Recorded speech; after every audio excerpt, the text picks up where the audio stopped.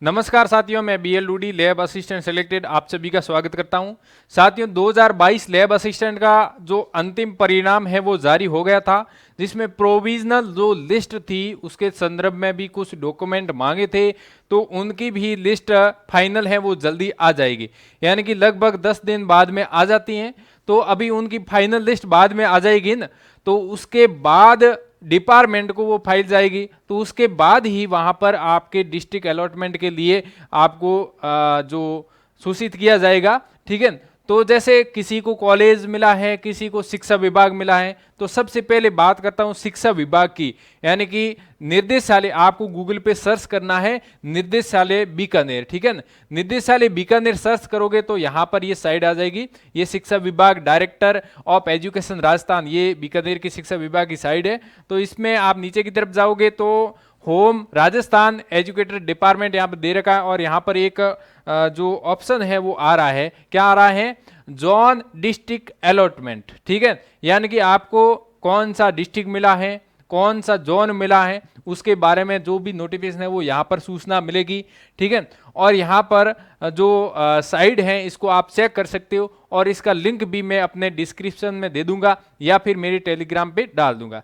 ठीक है, दूसरी बात करते हैं यहाँ पर कॉलेज की। तो कॉलेज के अंदर क्या, अब देखो सबसे पहले मैं स्कूल की बात और करता हूं यहाँ पर, कि सबसे पहले स्कूल डिपार्टमेंट के अंतर्गत क्या होता है कि आपको डिस्ट्रिक्ट है वो अलॉटमेंट होगा, और डिस्ट्रिक्ट अलॉटमेंट का जो नोटिफिकेशन है वो हमारे टाइम तो शिक्षा विभाग बीकानेर जो निर्देशालय है उनकी साइड पे अपलोड हुआ था, और उन्होंने क्या किया था, मेल के द्वारा और ऑनलाइन के द्वारा, यानी कि 2 बार वहां पर हुआ था। एक बार तो ऑनलाइन करवाया था, यानी कि आपकी ऑनलाइन एक पोर्टल खोल देंगे, और उस पोर्टल के द्वारा आपको सारे डिस्ट्रिक्ट हैं वो क्रम वाइज भरने हैं और वो सबमिट कर देने हैं।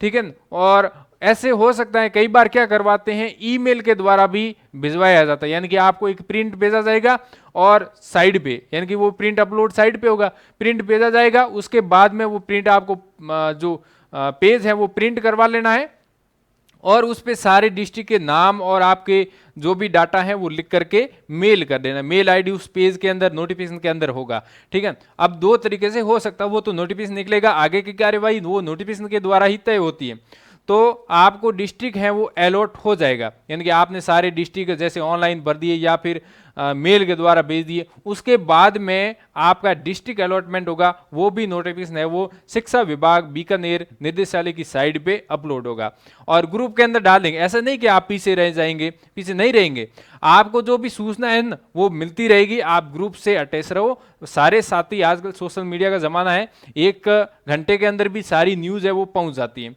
और आप टेलीग्राम से जोड़ सकते हैं, व्हाट्सएप ग्रुप बनाया हुआ है जो सैनिक हैं उनके लिए अलग से, तो उनके अंदर भी जोड़ सकते हो, तो आपको सारी सूचना मिलती रहेगी। अब डिस्ट्रिक्ट अलॉटमेंट हो गया, जैसे आपको मान लो जैसे मैं बाढ़ में रखूं, मैंने सबसे पहले बाढ़ में डिस्ट्रिक्ट भरा और दूसरे नंबर पे, तीसरे नंबर पे, ऐसे 33 डिस्ट्रिक्ट भरे थे, और फिर मेरे जो नंबर हैं उसके अकॉर्डिंग, यानी कि मेरिट के अकॉर्डिंग, नंबर के अकॉर्डिंग, और मेरे जो वहां पर मैंने डिस्ट्रिक्ट जो भरा था उसके अनुसार मेरे को जिला मिल जाता है, मान लो बाड़मेर, बाड़मेर मिल जाता, फिर मेरे को बाड़मेर यानी कि जिला शिक्षा अधिकारी डीओ के पास में काउंसलिंग करवानी पड़ेगी, यानी कि वहां बीकानेर की साइड आपको वहां से डिस्ट्रिक्ट अलॉटमेंट होने के बाद में वहां पर देखना छोड़ देना।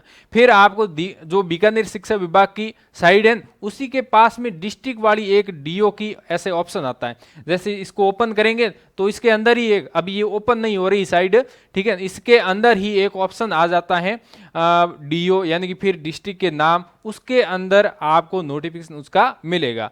ठीक है ना, यानी कि डीओ जो भी नोटिफिकेशन है वो जारी करेगा। अब यहां पर थोड़ी सी मैं बता देता हूं, यहां पर जैसे,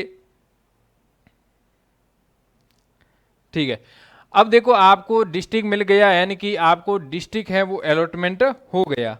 आपको जैसे मान लो बाड़मेर डिस्ट्रिक्ट मिल गया, मैंने बाड़मेर से हूं तो बाड़मेर डिस्ट्रिक्ट मिल गया।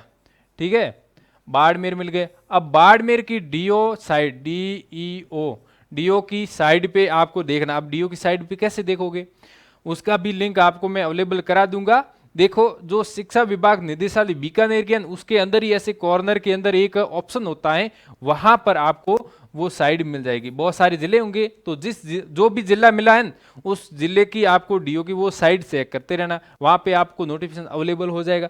फिर आपको जैसे ही नोटिफिकेशन अवेलेबल होगा तो आपको काउंसलिंग के लिए बुलाया जाएगा। यहाँ पर डीओ की साइड पे आपको एक नोटिफिकेशन देखने को मिलेगा डिस्ट्रिक्ट अलॉटमेंट होने के बाद में।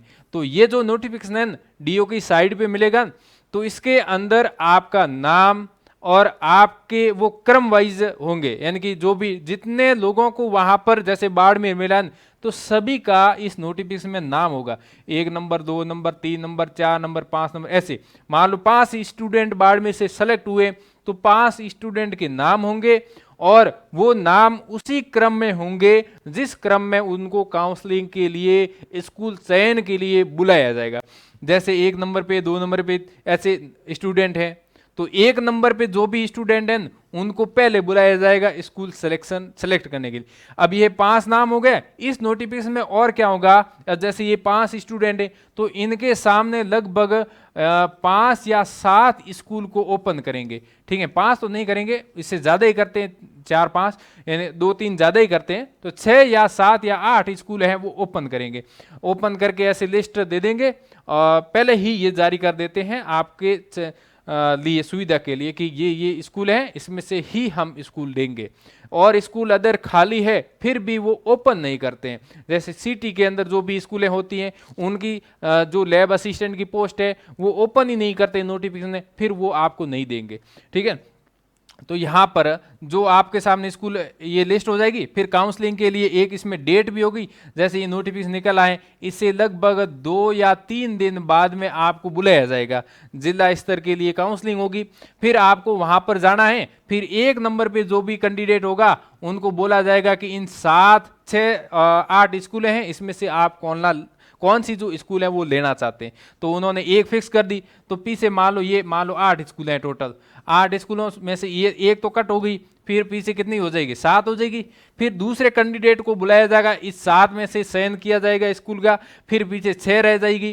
ठीक है, इस प्रकार फिर तीसरे को, फिर चौथे को ऐसे बुलाया जाएगा और वैसे स्कूल है वो भर जाएगी, लॉक हो जाएगी।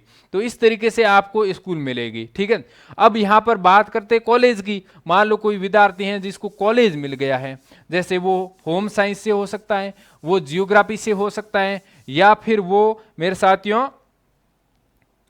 साइंस से हो सकते हैं, यानी कि साइंस वाला भी यहाँ पर मैं बात कर रहा हूँ, यानी कि सभी का। ठीक है, तो सभी का यहाँ पर हो सकता है। ठीक है, 1 मिनट थोड़ा सा साइड में देख लेते हैं, यहाँ पे हम सर्च कर लेते हैं। जैसे ये आ गया,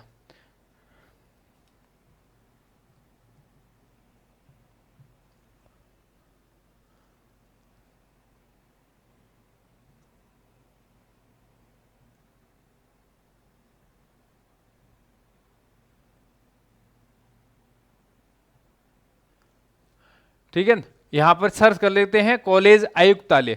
तो आपको क्या करना है, जैसे होम साइंस, जियोग्राफी या साइंस, तीनों को यदि जो तीनों जो विद्यार्थी हैं उनको कॉलेज मिला है तो सबको एक ही साइड पे ही देखना है।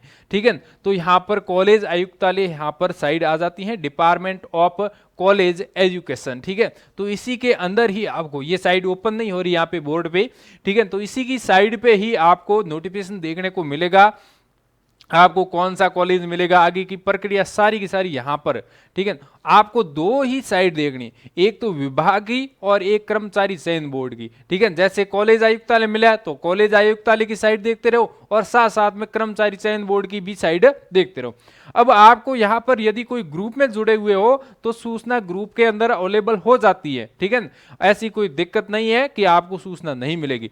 लैब असिस्टेंट के लिए मैंने अलग से साइंस का ग्रुप बना रखा है, होम साइंस का अलग है, जियोग्राफी का अलग है, बहुत सारी हेल्प मिली, आपस में चर्चा कर लेते हैं। ठीक है, तो और जो भी न्यूज होती है ना वो हाथों हाथ उनको मिल जाती है। तो वो भी मेरे स्टाफ साथी हैं जो अभी सेलेक्ट हुए हैं, और आप स्टाफ नहीं बन पाए तो अगली बार प्रयास करें कि आप भी हमारे स्टाफ में शामिल हो जाएं।